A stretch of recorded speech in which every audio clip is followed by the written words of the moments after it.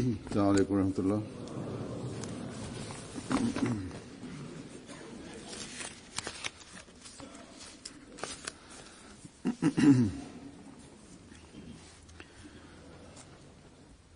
अशहदु अल्ला इलाहा इल्लल्लाह वहदहु ला शरीका लहु वअशहदु अन्ना मुहम्मदन अब्दुहु व रसूलुहु अम्मा बअदु फअऊज़ु बिल्लाहि मिनश शैतानिर रजीम बिस्मिल्लाहिर रहमानिर रहीम अल्हम्दुलिल्लाहि रब्बिल आलमीन अर्रहमानिर रहीम मालिकि यौमिद्दीन इय्याका नअबुदु व इय्याका नस्तईन اهدنا الصراط المستقيم صراط الذين أنعمت عليهم غير المغضوب عليهم ولا الضالين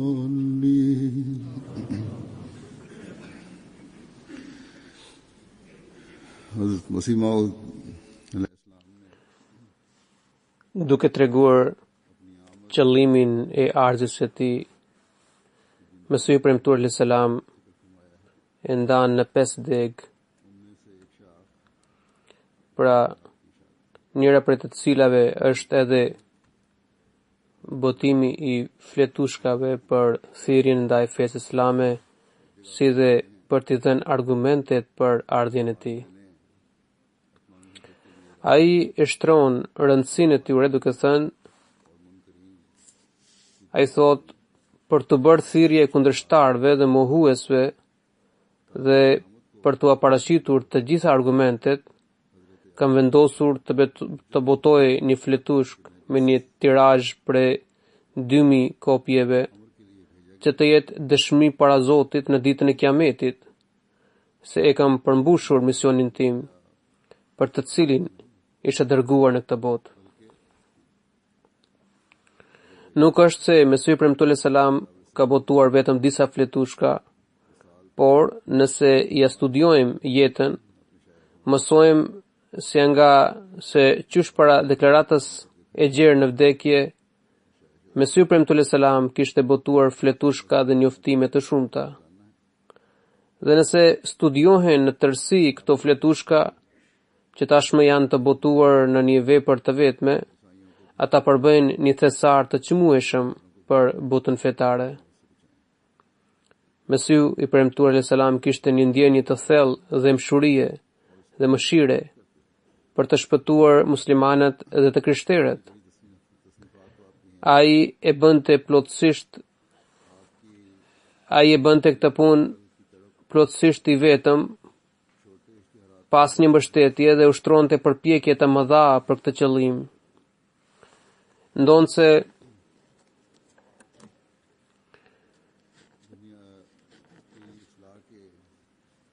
Ndonse ka shkruar edhe vepra voluminoze, por këto fletushka të shkurtra gjithashtu shpërfaqen dhimbjen dhe ngashërimin e tij për të reformuar njerëzimin. Përjetësimi i këtij ngashërimi për të reformuar botën dhe vazhdimi i këtij misioni është detyra e çdo pjesëtari të xhamatit të tij. Dhe secili prej nesh duhet të rreket fort në këtë drejtim. Duke u ndalur te dëmshuria e madhe dhe përpjekjet e tij stërlosëse, Hazrat Kalifi Dyut radhiyallahu ta'ala anhu tregon, ai thot, ne kemi shembullin e Mesihut të premtuar alayhis salam. Ai, pavarësisht problemeve shëndetësore, i përkushtohej punës ditë e natë, dhe shkruante njoftim pas njoftimi dhe fletushk pas fletushke. Njerëzit mahniteshin nga punët e tij. Pa u zbehur ndikimi i një fletushke dhe pa u pushuar vala e kundërshtimit, ai botonte fletushkën tjetër. Nga njëherë njerëzit i thoshin se botimi fletushkave në këto rrethana mund të sillte rezultate të kundërta, por ai nuk e merrte në konsideratën asnjërin për këtyre mendimeve.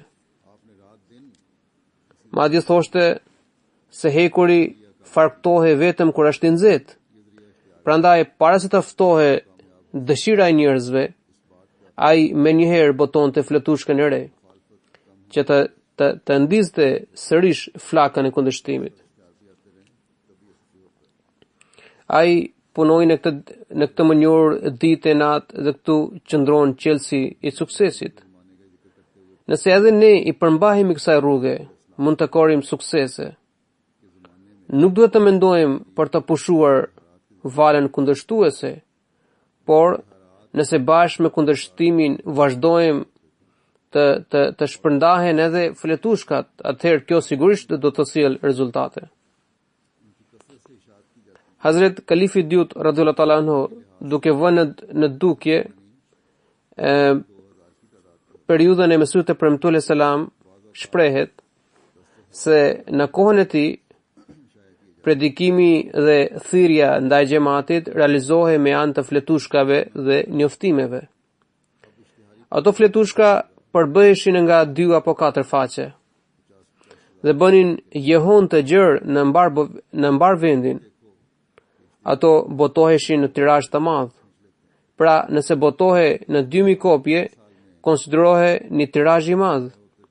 Disa herë botoheshin me tirazh për 20000 kopje.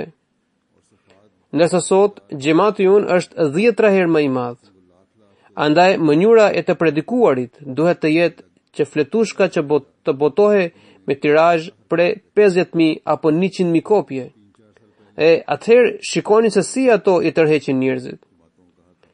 Nëse përpara fletushkat botoheshin 12 herë në vit, tashmë mjafton të botohen vetëm 2 apo 3 herë në vit. Por në një tirazh për 100 apo 200.000 kopje. E kështu ato do të shkaktojnë një tronditje të tillë që çdo kush do të mësojë rreth tyre, pra rreth xhamatit. Para 3 apo 4 vjetësh edhe unë i kisha porositur xhamatet e botës për të kryer punën e thirrjes duke përgatitur fletushkat 2 faqe. Unë u kisha dhënë objektivën për ta botuar atë në tirazh për disa qindra mijë kopjesh, që njerëzit të mësojnë mësime të bukura të Islamit, me qëllim që botës t'i përcillet mesazhi i vërtetë i Islamit, t'i përcillet mesazhi i ardhjes së Imam Mehdiut alayhis salam për rilindjen e Islamit, dhe që bota të di se Zoti edhe sot dërgon të dërguarit e tij për të qelëruar njerëzimin nga kthetrat e djajve. Sigurisht, me mëshirën e Zotit, ato xhamate që kanë punuar në këtë drejtim kanë arritur rezultate mjaft mbreslëndse. Kisha dërguar grupin e studentëve të institucionit të teologjisë, pra të Xhamia Ahmedias, në Spanjë për të shpërndarë këto fletushka, dhe ata kishin kryer një punë të shkëlqyeshme duke shpërndarë rreth 300.000 fletushka. Së fundmi edhe studentët e Xhamias së Kanadas kanë shpërndarë këto fletushka në Meksik dhe në shtete të tjera latine. Kjo fushat ka zgjeruar terrenin e thirrjes dhe kanë fituar edhe disa bete, pra antarësime. Prandaj, në vend që të shpërndahen libra të trash, duhet të botojmë fletushka 2 faqe njëra pas tjetrës dhe të koordinojmë shpërndarjen e tyre. Duke u ndalur në metodologjinë e shpërndarjes së fletushkave, Hazret Kalifi Dyut radhiyallahu ta'ala anhu shprehet se ndonjëherë individet dëshirojnë të botojnë vetë fletushkat. Pra, si sot, edhe në atë kohë, disa individ kishin dëshirë që me mjetet e tyre të botonin dhe shpërndanin fletushka. Kalifi i dytë radhiyallahu anhu ka theksuar se duhen shpërndar alto fletushka që botohen nga qendra. Ndonjëherë përpjekjet individuale shkaktojnë vetpëlqimin, pra që fletushkat të mbajnë emrat e tyre, pra emrat e personave që i kanë shkruar. Vetpëlqimi është një sëmundje e rrezikshme. Mesih premtues selam duke shtruar rrezikun e vetpëlqimit, kishte treguar një tregim se na ishte një herë një grua e cila kishte bler një unaz, por askush nuk e kishte vërtetur unazën apo t'ia lavdronte asaj. Duke mërzitur nga kjo, ajo i vuri zjarr shtëpisë. Njerëzit u mblodhën dhe pyetën se a kishte shpëtuar diçka. Ai tha se nuk më ka mbetur përveç asgjë përveç kësaj unaze. Dikush e pyeti, "Oh, sa e bukur kjo. Kur e kishe bler?" Ajo i përgjigj, "Po ta kishe pyetur përpara, nuk do të kishte nevojë që të digje e gjithë shtëpia." Pra, vetpëlqimi është një sëmundje që e gryen njeriu dal nga dal për brenda. E ai nuk e kupton këtë. Kështu që nuk bëhet fjalë vetëm për përgatitjen dhe shpërndarjen e fletushkave, por nëse vetpëlqimi dhe fama ngulitet në mendje,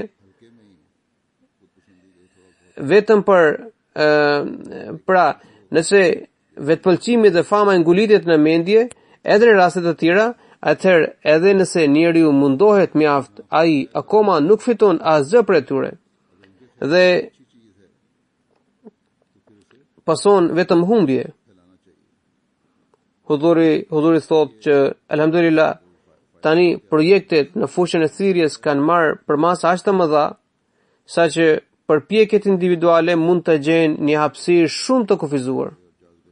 Megjithatë, vetpëlqimi akoma e nxjerr krye në hapësirën e vet. Por nëse dikush e merr përsipër këtë detyrë me sinqeritet, atëherë i duhet të zgjerojë punën e tij. Kështu që nëse dikujt i vjen ndonjë ide se si mund të përmirësohen fletushkat apo të bëjnë tërheqëse, si nga pamja ashtu edhe me tematikë interesante, atëherë ai duhet të kontaktojë xhamatin. Nëse ajo punë vërtet vlen, atëherë do të botohet nga xhamati. Tani dua të citoj disa rrëfime lidhur me Mesihun e premtues selam dhe sahabat e tij. Hazrat Kalifi dytë radhiyallahu anhu rëfen se martirët e Afganistanit nuk trembeshin as pak kur gjuheshin me gur. Madje i duronin me trimëri dhe qëndrueshmëri. Kur gjuajtën rënd, sahibzada Abdul Latif Shahidi dhe Ni'matullah Khan sahibi dhe martirët e tjerë u lutën me këto fjalë: "O Zot, më qiroj këta njerëz dhe udhëzoj në rrugën e drejtë." Kur ndjenjat e dashurisë pushtojnë shpirtin, atëherë çdo fjalë merr tjetër ndikim dhe rrezet e ndritshme që lëshohen nga fytyrat tërheqin njerëzit drejt vetes. Kalifi dytë radhiyallahu anhu duke rrëfyer nga kujtimet e tij, rëfen se mira njerëz erdhën në Kadian për të parë Mesihun e premtues selam dhe dëshmuan se fytyra e tij nuk ishte fytyra e një gënjeshtari. Ata pranuan dhe u bindën pa dëgjuar asnjë fjalë prej tij. Shembuj të tillë gjenden edhe sot. Unë shpesh marr letra dhe njerëzit më shkruajnë se vetëm duke parë fotografinë e Mesihut e premtues selam ne kuptuam se ajo fytyrë nuk i përkiste ndonjë gënjeshtari dhe kemi bërë bet. Mesihu premtues selam thoshte se janë tre lloje njerëzish në xhamatin ton. Së pari janë ata që kanë pranuar xhamatin duke më parë mua dhe duke studiuar deklaratat e mia. Gjendja e Islamit ishte mjerueshme dhe një përçarje e thellë kishte coptuar umetin musliman. Andaj edhe muslimanët ishin të ndarë në kategori të ndryshme. Kategoria e parë kupton deklaratat e mia, din qëllimin e ardhësime dhe janë të ndërgjegjshëm se ata duhet të ofrojnë po ato sakrifica siç kanë bërë ndjekësit e të dërguarve të mëparshëm. Kategoria e dytë u përket atyre njerëzve të cilat kanë hyrë në xhamat vetëm sepse Molvi Nurdin Sahibi radhiyallahu anhu kishte bërë bet në dorën e Mesihut të premtuar selam. Molvi Nurdin Sahibi ishte mësuesi i tyre dhe ata e respektonin me nderim të thellë dhe i çmonin si një dietar të madh. Prandaj kur Molvi Nurdin Sahibi pranoi xhamatin, atëherë edhe ata vendosën të bëheshin ahmedian. Pra, lidhja e tyre me xhamatin është kushtëzuar nga Molvi Nurdin Sahibi radhiyallahu anhu. Këta nuk e kanë kuptuar qëllimin dhe rëndësinë e ardhësime, pra të Mesihut të premtuar selam. Përpos këtyre dyve, kategoria e tretë u përket atyre të rinjve, zemrat e të cilëve ndonse nga shreheshin nga gjendja e muslimanëve, ata donin në aspektin kombëtar e jo në aspektin fetar, që edhe muslimanët duhet të ishin të bashkuar. Pra, jo në aspektin fetar, por në aspektin kombëtar, muslimanët duhet të ishin të bashkuar. Pra, u mungonte dhemshuria ndaj islamit, por duke parë gjendjen e muslimanëve, aspironin për bashkimin e tyre. Pra, edhe kësaj njerëzish ju bashkuan xhamatit, por duke parë se këtu kushtoi më shumë rëndësi për fen, atëherë shumica prej tyre në momente të ndryshme gjatë periudhës së kalifatit të dytë u ndan prej xhamatit. Kjo dëshirë e zjarrt gjendet sot edhe tek ata të rinjt, të cilët padrejtësisht u bashkohen organizatave dhe grupeve të ndryshme ekstremiste, të terroriste. Ata din vetëm kaq se duhet të kenë një grupim ku ata dhe të përjetojnë identitetin musliman dhe vetdijen islame. Ata nuk din asgjë nga ana fetare. Prandaj kur pyeten në Siri ose në Irak se këto vepra janë në kundërshtim të hapur me Kuranin dhe hadithin, ata shprehen se nuk din asgjë, vetë se veprojnë ashtu siç u kërkohet nga paria e tyre. Ata tregojnë gatishmërinë e tyre për të krijuar e për të vendosur identitetin e tyre në emër të Islamit. Pra, Mesihu i premtuar selam tregon se disa individ nuk dëshirojnë asgjë më tepër se bashkimin, organizmin dhe përforcimin e muslimanëve me anë të shoqatave, medreseve apo institucioneve fetare. Meqë muslimanët e tjerë nuk kishin mundësi të formonin bashkësinë e tyre, prandaj ata u interesuan për ne dhe kur pan bashkimin tonë, edhe ata u bashkuan me ne dhe tani ata duan të themelojnë medreset dhe t'u japin nxënësve dëftesa. Pra, për këtë arsye ata kujtojnë se xhamati ynë që ka shoqat që nuk ka lidhje me fen. Mjete për të përparuar në botë janë krejt ndryshe për atyre që janë në fe. Organizatat zhvillohen krejt ndryshe nga fet. Përparimi i besimit synon për përmirësimin dhe reformën e moralit, brumosjen dhe nxitjen e sakrificës dhe vetmohimit. Përparimi i besimit realizohet përmes namazeve dhe agjerimeve që lartësojnë nivelin shpirtëror, duke u mbështetur Allahut dhe duke ia kushtuar në nshtrimin dhe bindjen e plot. Nëse ne realizojmë këto synime, atëherë para botës sigurisht mund të konsiderohemi të çmendur, por në sy të Zotit nuk do të jetë askush më të mençur se ne. Sipas Kuranit famlar, kur muslimanët bëjnë sakrifica vetmohuese, hipokritat i quajnë naiv dhe mendjelet, se muslimanët po çojnë në dëm parat e tyre dhe nuk dinë të shfrytëzojnë pasuritë e tyre në punë të dobishme. Kur besimtarët sakrifikojnë kohën e tyre, ata prap i quajnë të marrë dhe të shkalluar dhe thonë se këta kur s'mund të përparojnë. Pra, ata i quajnë muslimanët ose naiv dhe mendjelet, apo të marrë dhe të shastisur. Këta ishin dy tituj kryesor të cilat hipokritët u jepnin muslimanëve, por ja shiko se po këta njerëz naiv dhe të marrë u bën prijes për të mençurit të botës.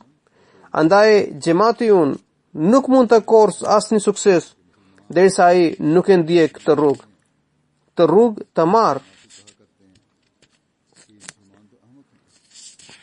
Nëse doni të gënjeni kur ju del nevoja apo të veproni me mashtrime dhe batakçillëk, të sileni me dinakri apo djallëzi, apo doni të përdorni edhe përgojimin dhe pas të gjitha këtyre mjeteve të gabuara të shpresoni se do t'ja dilni mban detyrës suaj, atëherë të dini se ju kur nuk do të arrini atë sukses që Zoti i ka premtuar me sytë e premtuar selam.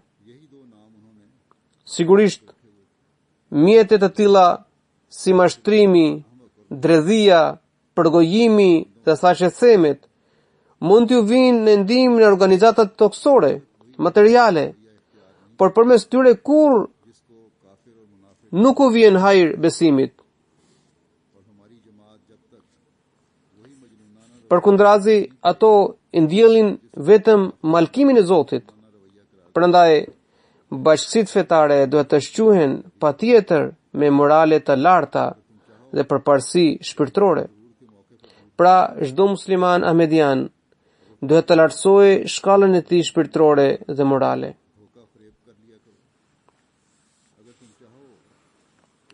Duke shtruar prapavijen e themelimit të shkollës Talimul Islam dhe rëndësinë e saj, Hazret Kalifi II radhiyallahu anhu tregon.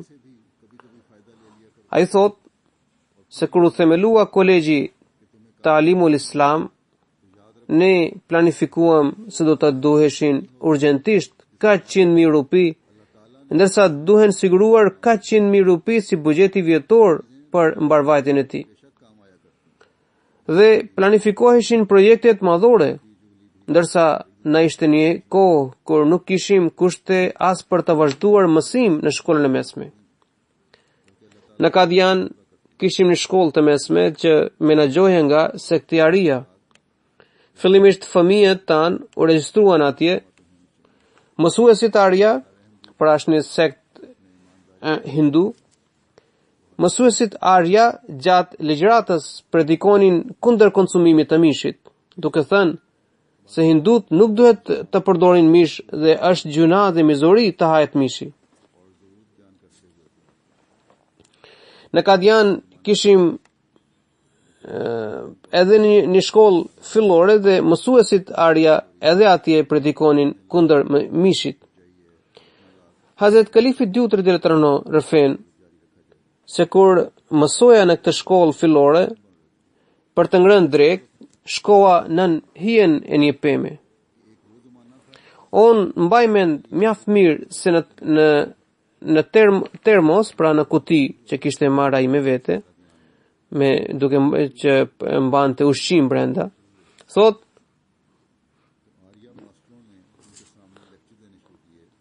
Hazret Kalifi II radhiyallahu anhu rëfen se kur mësoj në këtë shkollë fillore për të ngrënë drek, shkova në hijen e një peme. Unë mbaj mend mjaft mirë se në termos kisha pak mëlçi të skuqur. I ndjeri Mia Umerdin Sahib, pra babai i Mia Abdullahut, ishte gjithashtu nxënës në atë shkollë. Veç ai ishte më i madh se unë. Kur ula për të ngrënë bukë, ai mu afrua dhe duke parë ushqimin tim, më tha: "Wow, apo ha mans, do më thënë mish, apo ha mish?" A i ndonë se ishte musliman, por ishte ndikuar prej predikimit të mësuesve Arya, të cilët vazhdimisht e quanin konsumimin e mishit si mizori, barbari dhe një veprim të nevëritshëm. Unë nuk e kisha dëgjuar fjalën mans, andaj nuk e kuptova se mans do të thot mish. Unë i thash, jo, kjo nuk është mans, kjo është mëlçi. A i më tha se mishi quhet edhe mans. Kështu që e kisha dëgjuar atë fjalë për herë të parë prej tij. A i më tha me aq neveri sa që mu duks se me të vërtet konsumimi i ishit është i neverishëm.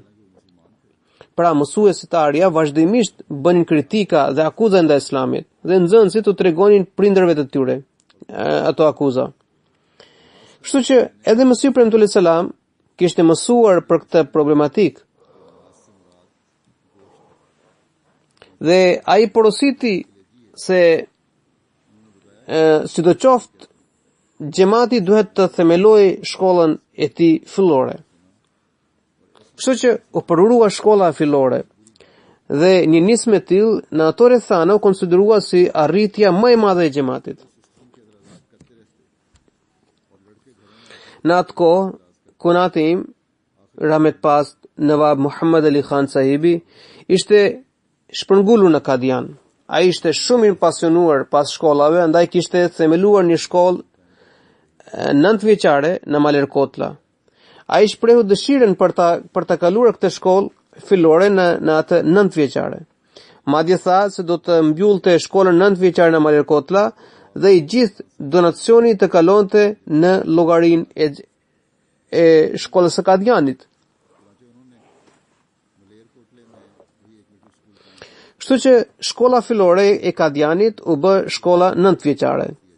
Pastaj nga interesimi i Nawab Muhammad Ali Khan sahibit dhe të Hazret Kalifit të parë radhiyallahu ta'ala anhu, u vendos të hapet një shkollë e mesme në Kadian. Pra, në këtë mënyrë u përurua shkolla e mesme e xhamatit. Kjo shkollë e mesme më shumë ishte vetëm si titull, sepse shumica e arsimtarëve kishin kaluar vetëm provimin e regjistrimit në shkollën e lartë. Madje disa prej mësuesve kishin ngelur në këto provime. Megjithatë, xhamati nuk kishte mundësi tjetër financiare apo për të investuar më shumë.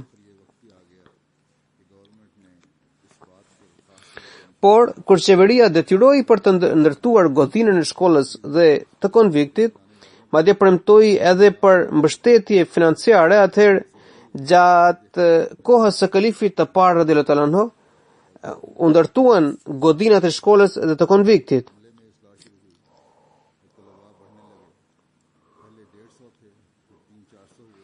Me kalimin e viteve u përmirësua ndjeshëm edhe niveli dhe kualifikimi i stafit dhe u rrit numri i nxënësve. Fillimisht ishin 150 nxënës, e pastaj u bën 3 apo 400 dhe më vonë u bën 7 apo 800 nxënës. Ky numri mbeti i pa ndryshuar për disa vite rreziksi, por gjatë 3-4 viteve të fundit numri i nxënësve ka arritur 1700, ndërsa numri i nxënësve është rreth 1000. Pra vajzat dhe djem bashkërisht janë rreth 3000. Më vonë u themelua edhe Medresia Ahmedia si dhe kolegji.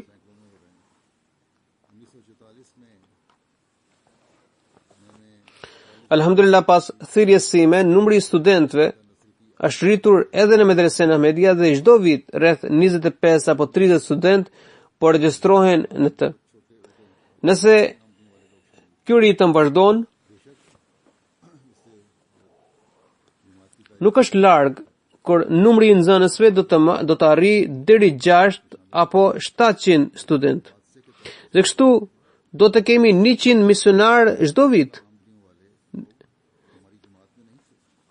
Pra derisa nuk e arrijmë këtë numër, ne nuk mund të punojmë ashtu siç duhet.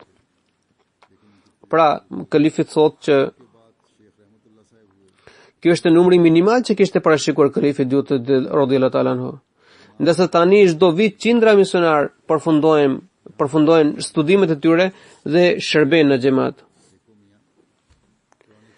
Në vitin 1944 kisha themeluar kolegjin, sepse kisha ndjerë se tani ishte koha kur duhet të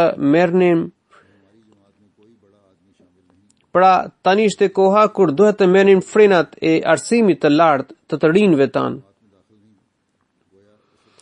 Dikur antarët e xhamatit kishin grada të ulta dhe të ardhurat të vogla, Padyshim, disa antar kanë pranuar xhamatin duke qenë në fakultet apo universitet, por ne e konsiderojmë këtë të rastësishme,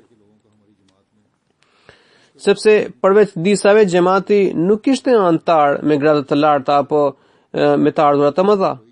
Ishte një tregtar Said Abdurrahman Haji Allah Raka Sahib nga Madrasi, por biznesi i tij u falimentua. Pastaj ishte Sheikh Rahmatullah Sahibi. Pra nuk kishim asnjë tregtar apo titullar të rëndësishëm në radhët e xhamatit. Derisa kalifi Dutër radhiyallahu anhu mu drejtua një herë duke thënë, derisa kalifi parë radhiyallahu anhu mu drejtua, pra i drejtua kalifit të Dutër radhiyallahu anhu duke thënë që shikoj dashur, Kurani famlar dhe hadithet e Muhamedit sallallahu alaihi wasallam na tregojnë se fillimisht njerëzit e mëdhenj nuk i pranojnë të dërguarit të Zotit. Andaj edhe ky është një argument në mbështetje të Mesihut e premtuar selam. Se nuk ka asnjëri i njohur apo i rëndësishëm në xhamatin ton, pra nuk kemi asnjë nevojë, nuk kemi asnjë EAC. Pra është një titull në Indinë e vjetër, thot, pra nuk kemi asnjë EAC oficer. Kuzorisht tonë se EAC ishte një gradë shumë e lartë në atë kohë në administratën publike. Ndërsa sot EAC heci nëpër rrugicat e Kadianit që askush nuk e vështron. Megjithatë,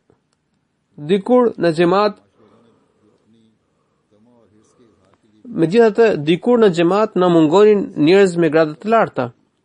Alhamdulillah, sot xhamati po financon dhe menaxhon qindra shkolla në mbar botën. Dhe ekspert të fushave të ndryshme janë pjesëtar të këtij xhamati. Kemi ahmedian që janë deputet në Kuvendin Kombëtar të disa shteteve. Ata jo vetëm që janë shquar në botën politike,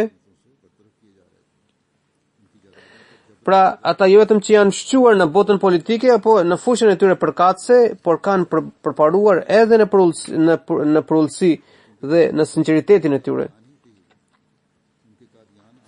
Madje në Afrikë kemi antar që janë pjesë të kabinetit dhe drejtojnë ministri të rëndësishme. Pra edhe këtu janë disa janë prej mirësisë së Allahut dhe si ai ka bekuar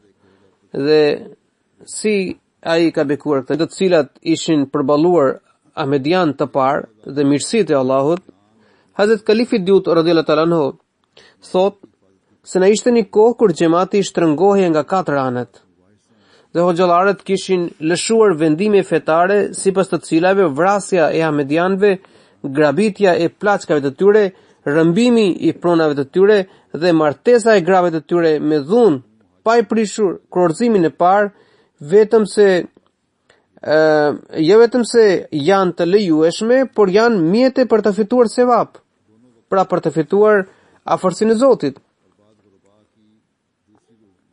Pra në atë kohë xhamati përbëhej nga njerëz të thjeshtë, ndaj të cilëve ushtroheshin mizori të ashpra. Njerëz të pamoralshëm dhe të ligë, të cilat gjithmonë gjurmojnë mënyrat për të plotësuar lakmin dhe babzinë e tyre, me njëherë u përgjigjen këtyre vendimeve fetare. Pra ata me forcë i morën për bashorte gratë e martuar ata ahmedianëve, apo i detyruan të ndaheshin nga burrat e tyre. Ahmedianët dëboheshin dhe shpronsoheshin nga shtëpit dhe nga pronarët e tyre dhe shkarkoheshin nga punët. Pronat e tyre po rëmbeheshin me dhunë. Shumë kush duke mos gjetur asnjë shpëtim nga këto shtrëngesa dhe persekutime morën rrugën e mërgimit. Me që ata nuk ishin ku të shkonin përveç Kadianit, pra me që ata nuk kishin ku të shkojnë përveç Kadianit, shpenzimet e mikpritjes u rritën ndjeshëm. Ndonë se xhamati i Kadianit kishte rreth 1000 apo 2000 antar, por secili prej tyre kishte qenë viktim i këtyre sulmeve armiqësore. Këta 1000 apo 2000 persona të cilët ishin të angazhuar në mbrojtjen e jetës, nderit, pronave dhe të pasurisë së tyre, ishin të ngarkuar tërësisht në debate me të tjerët, të cilat sakrifikonin përullësisht nga pasuritë e tyre për të mbështetur përhapjen e Islamit, të cilat morën përsipër mikpritjen e të gjithë atyre mysafirëve që vinin në Kadian për të mësuar fen, e tani së fundmi u ngarkuan edhe me përballjen e të gjitha harxhimeve në strehimin dhe mikpritjen e vëllezërve të tyre të shpërngulur. Ishte me të vërtetë një sakrificë e pashembullt.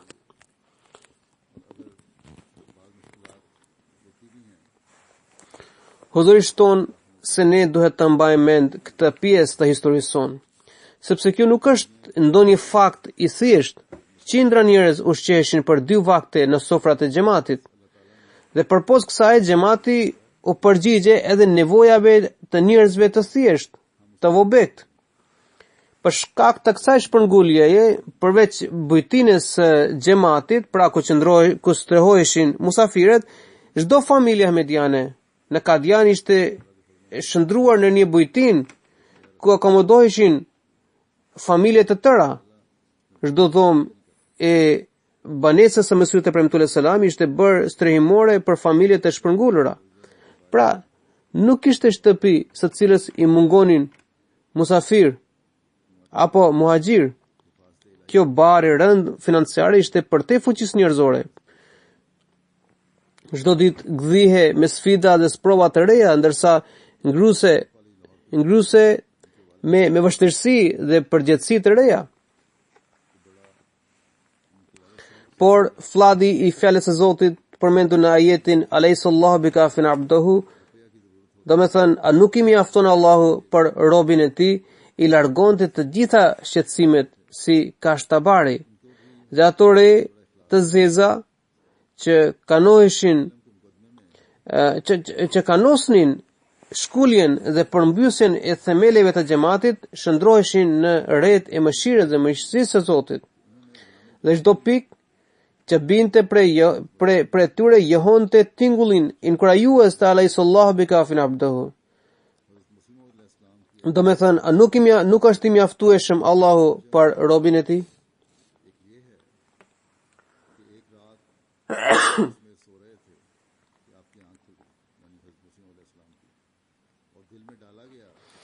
Ndonë se në Pakistan, në veçanti dhe në shtetet të tjera muslimani në përgjithësi, muslimanët ahmedian po përballen me situata shtrënguese, por akoma nuk është ajo gjendje e mirimit që ekzistonte atëherë.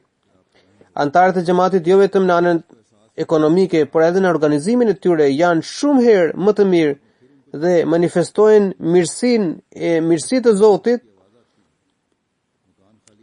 Thot Ahmediati ka mbërritur në skajet më të larta të tokës. Pas mërgimit nga vatrat e tyre, Ahmedianët nuk janë grumbulluar në një vend, por janë përhapur në mbar botën. Nëse janë shtrënguar në vendet e tyre, ata pra muslimanët ahmedian kanë dalë jashtë dhe Allah madhërisëm na ka zgjeruar edhe mundësitë tona. Po kështu, kur doheri jemi përballuar me shtrëngime, kemi gjetur mbështetje në thirrjen e fjalëve të Zotit Aleyhissallahu bikafin abduhu. Sot kuzhina e Mesihut e Premtuar selam gjendet në çdo cep të botës dhe njerëzit përfitojnë prej tyre. Allahu kur nuk ka thënë, Allahu kur nuk na ka braktisur dhe dashur Allahu edhe në të ardhmen, ai do të mbetet gjithmonë me ne. Derisa edhe ne jemi lidhur me të, sigurisht ne duhet të japim sakrificë dhe muslimanët ahmedian gjithmonë janë të gatshëm në sakrifica për çdo sakrificë, pra çdo sakrificë në qel rrugë të reja të mirësisë së Zotit dhe ai kur nuk pakson mbështetjen e tij. Duke ndalur në mbrojtjen e Allahut, kalifi i dytë radhiyallahu anhu rrëfen një ngjarje nga jeta e Mesihut te premtuar selam. Zotri Kumar Sen është dekani i fakultetit të juridikut në Lahore. Ndërsa babai i tij kishte lidhje shumë të ngushtë me Mesihun e premtuar selam. Madje nëse Mesihu e premtuar selam kishte nevojë për borxh, ai i kërkonte dhe ai ndonse ishte hindu, kishte respekt dhe ndjenja dhe mshurie për Mesihun e premtuar selam. Në çështjen gjyqësore të xhehelemit, ai kishte dërguar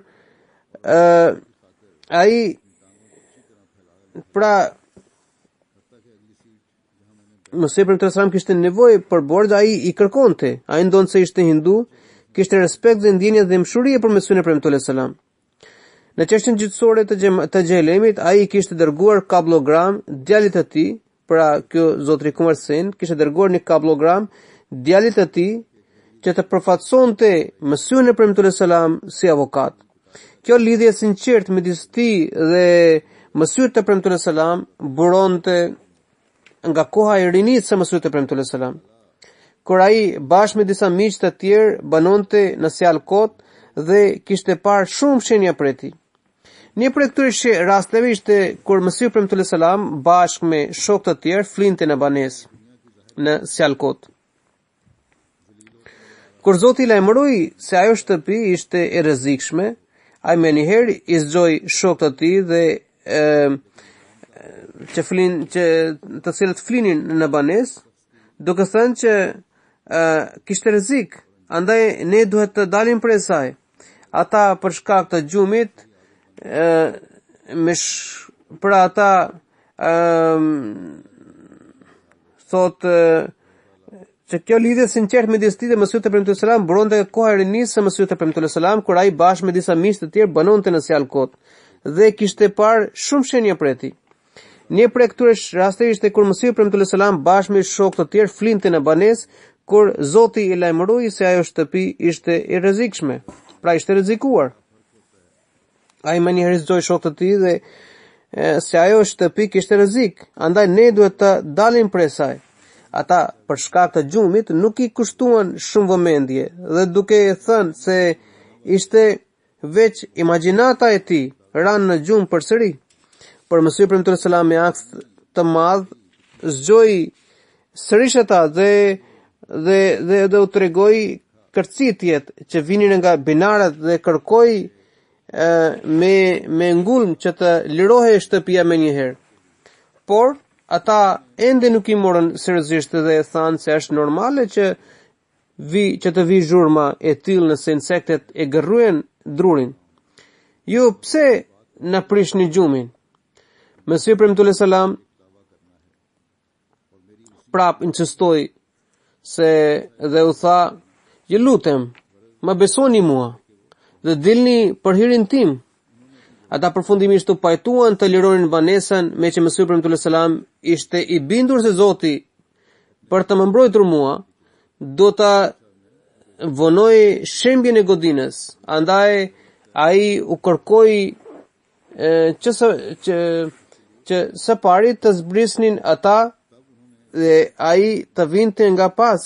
Kur ata dolën për jashta dhe në fund doli dhe Mesihu premtuar selam, ai ende një këmbë kishte në shkallë kur e gjithë banesa u shemb.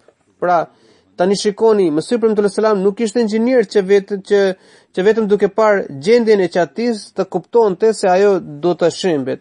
Madje derisa ai këmbëngulte për të zgjeruar të tjerët nga gjumi, qatia mbeti e sigurt për momentin që ai hodhi hapin e parë, në momentin që ai hodhi hapin e fundit jashtë shtëpisë, ajo shtëpi u rrëzua për tokë. Kjo tregon se kjo ngjarje nuk ishte rastësishme, por ishte e mbrojtësi Allahu i cili vonoi shembjen e shtëpisë.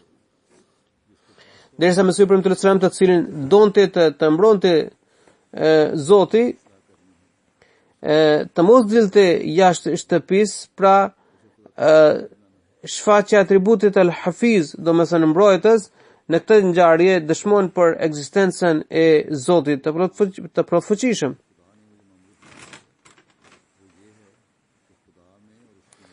Mesihi premtullahut selam rëfen një ngjarje tjetër që dëshmon sjelljen e veçantë të Zotit ndaj tij. Mesihi premtullahut selam rëfen se një herë u nisa nga Amritsari në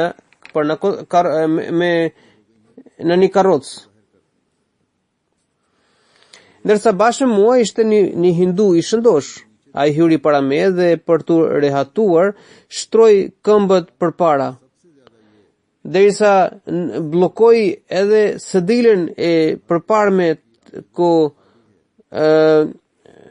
pra ai hyri para meje dhe për tu rehatuar shtroi këmbët përpara, derisa bllokoi edhe sedilën përpara meje ku duhet të ulesha unë. Pra, Mesihi premtullahut selam rëfen se kisha shumë pak vend për të ulur, ndërsa dielli shkëlqente aq fort sa që i raskapiste njeriu. Për të më mbrojtur nga dielli i fortë, Allahu dërgoi një re që na shoqëroi deri në batalla. Duke bërë hijet si për nesh. Pra, duke parë këtë, ai hindu më tha se duket se jeni njeri i Zotit. Pra Allah madhërisëm në këtë mënyrë sulet me robërit e tij që i mahnit njerëzit e tjerë. Megjithatë, kushti parsor është nënshtrimi plot ndaj tij. Njeriu i tillë me siguri më në fund gëzon hajër. Ai ndon se shfaqet si poshtruar në sytë e atyre që japin rëndësi pamjes së jashtme, por në fund ai gëzon vetëm nderim. Ndon se të tjerë tentojnë të njollosin emrin, por përfundimisht do të gëzojë respekt i pakrahasueshëm. Pra, njeriu i tillë niset nga nënshtrimi dhe përfundon në mbështetje. Domethënë, nëse i nënshtrohemi Zotit duke qenë adhurues i vërtet, atëherë do të na shoqërojë mbështetja e Zotit përballë çdo të keqe që na godet.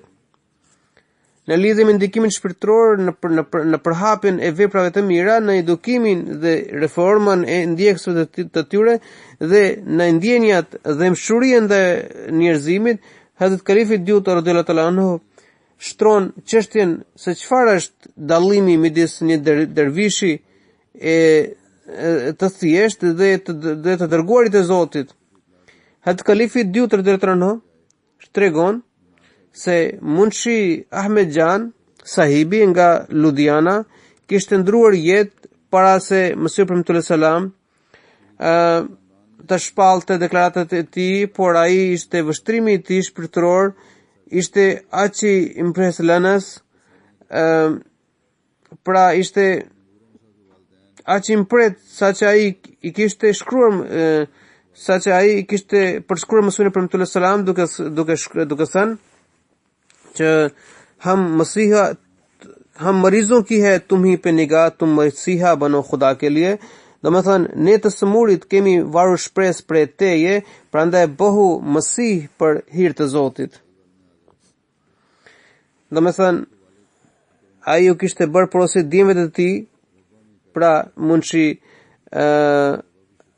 Ahmed Jan sahibi kishte lënë amanet fëmijëve të tij, djemve të tij, se unë po vdes tani, por ju mos harroni se Mirza sahibi ka për të bërë një deklarat.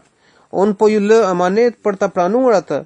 Pra ai ishte njëri jashtëzakonisht shpirtëror. Në rinjën e tij mësuesi i tij i kishte vënë kusht që të bluante miell në mullirin e tij në vend të kaut për 12 vjet. Ata që konsideroheshin mësues shpirtëror sëleshin me kopratësi të madhe për të mësuar të tjerëve çështje shpirtërore, ndërsa Mesihi premtullahut selam zbuloi të gjitha këto çështje, madje në ato për masa që ishin qindra herë më të mëdha. Ai u tregoi atyre edhe ato çështje që nuk ishin zbuluar deri më tani dhe i shpërndau në mbar botën. Por sipas parashikimit të haditheve, njerëzit nuk e vlerësuan këtë thesar të çmuar, pra njerëzit që shtiren si shpirtëror nuk mund të krahasoheshin me ato me ata që janë ngarkuar për Zotit për reformën e botës, për t'i afruar Zotit dhe për t'i shtuar pasurinë shpirtërore, sepse kjo është misioni i Mesihut të premtuar selam, se që ai deklaron vetë se Zoti më ka caktuar reformator, si reformator me qëllim që të zhduk hendekun që gjendet në lidhje midis Zotit dhe krijesës dhe të vendos dashuri dhe dëlirësi midis tyre, që të shpërfaq të vërtetat e besimit që ishin zhdukur nga sytë e botës dhe ta zbuloj atë spiritualitet që ishte varrosur dhe fundosur në errësirat e dëshirave personale dhe më shumë se çdo gjë tjetër të rënjos tohidin e pastër dhe rrezatues që është privuar nga çdo përzierje shirku dhe që nuk gjende më në botë. Allah na mundsoft të lidhemi sinqerisht me Zotin e Lartësuar, duke plotësuar përgjithësinë e bejtit. Allah na mundsoft të njohim esencën e Islamit dhe të zbatojmë ato, të pasurohemi shpirtërisht dhe të marrim pjesë nga shkëlqimi i tohidit. Allah mundsoft edhe banorët e kësaj bote të pajisen me këtë njohuri dhe veçanërisht umetin musliman të kuptojë dhimbjen e Mesihut të premtuar selam dhe hyjnë në xhamatin e tij. Amin, Allahumma amin. Pas namazeve do udhëhiqet një gjenaze në mungesë. Kjo gjenaze i përket Numan Ahmed Anjum sahibit, djali i Chaudhry Maksud Ahmed sahibit nga Karachi. Numan Ahmed Anjum sahibi është martirizuar me datën 21 mars 2015 nga kundërshtarët e xhamatit kur ai u qellua në dyqanin e tij dhe mbeti i martirizuar. Inna lillahi wa inna ilaihi rajiun. Ai ishte në dyqan në atë moment kur dy persona të armatosur filluan të qellonin në drejtimin e tij. Një plumb goditi gjoksin dhe e përshkoi zemrën të ndan. Shitësit e tjerë, pra tregtarët e tjerë, i afruan me shpejtësi dhe lajmëruan edhe policinë dhe urgjencën, por ai kur po përcillet për në spital në gjendje të rëndë,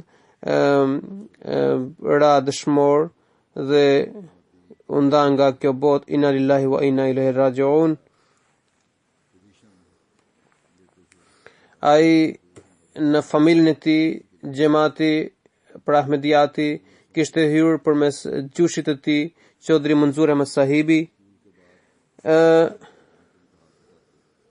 Në vitin 1974 kur u shfaqën dhe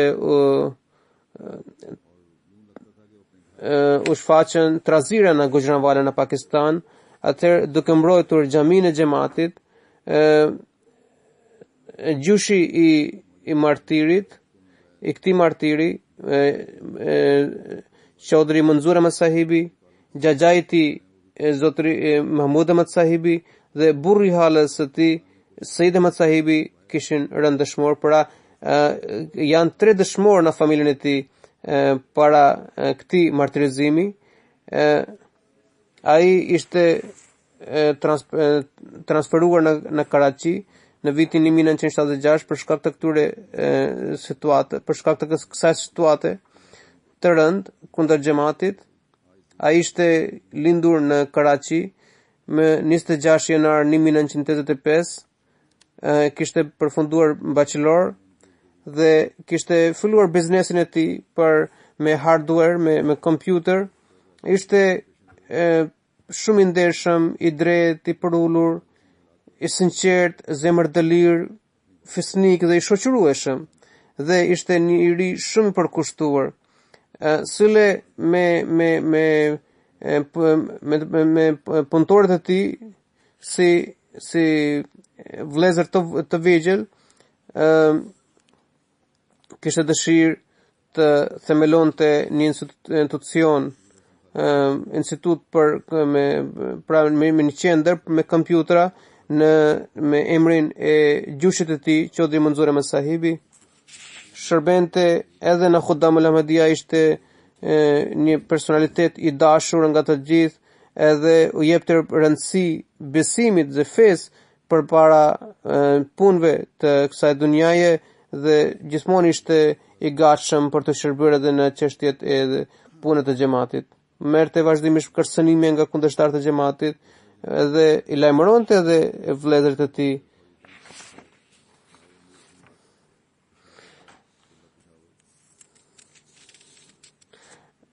Ishte njëri shumë i butë dhe shumë i dashur, dhe ishte gjithmonë ushqehe nga dashuria për të shërbyer xhamatit. Një misionar, Imran Tahir Sahibi, ka shkruar rreth tij që ai ishte i ndjeri, ishte edhe i afërmi im. Gjatë këtyre 20 viteve unë kurrë nuk i kam bërë parë që ai t'i ketë bërtitur dikujt, që të ketë folur me vrashtësi, me ashpërsi. Ishte shëmbulltyra e përullësisë, thjeshtësisë dhe butësisë. Ishte shumë i sjellshëm dhe shumë i dashur. Mashhud Hasan Khalid Sahibi, i cili është misionar, ai gjithashtu shkruan që një ditë i ndjeri Rahmet Past, pra martiri, duke biseduar me të, ishte shprehur që sa me fat ata që bien dëshmor në rrugën e Zotit, duket sikur Zoti i pranoi dëshirën e tij. Allahu ja lartësoft gradat në xhennet. Gjenaza e dytë i përket inxhinier Faruk Ahmed Khan Sahibi, i cili ishte në zëvendës president në xhamatin e Peshawar në Pakistan. Ai ishte udhëtonte nga Rabwa dhe për të kthyer në Peshawar, pasi që kishte marrë pjesë në shura, dhe gjatë rrugës ishte shpërthyer goma e makinës duke shkaktuar përplasje, dhe nga goditja e rëndë ai doli nga makina dhe pasoi plagë të rënda, dhe nuk përballoi dot plagë të marra dhe ndroi jetë. Inna lillahi wa inna ilaihi rajiun. Kishte ndjekur studimet e larta në inxhinieri gjeologjike dhe ishte njëri i shoqërueshëm. Zoti i afalt dhe i lartësoft gradat në xhennet dhe u dhënë sabër dhe qëndrueshmëri familjarëve të tij. Amin. Allahumma amin. Alhamdulillah nahmaduhu wa nasta'inuhu wa nastaghfiruhu wa nu'minu bihi wa natawakkalu alayhi wa na'udhu billahi min shururi anfusina wa min sayyiati a'malina. Man yahdihillahu fala mudilla lahu ومن يضلل فلا هادي له ونشهد أن لا إله إلا الله ونشهد أن محمدا عبده ورسوله.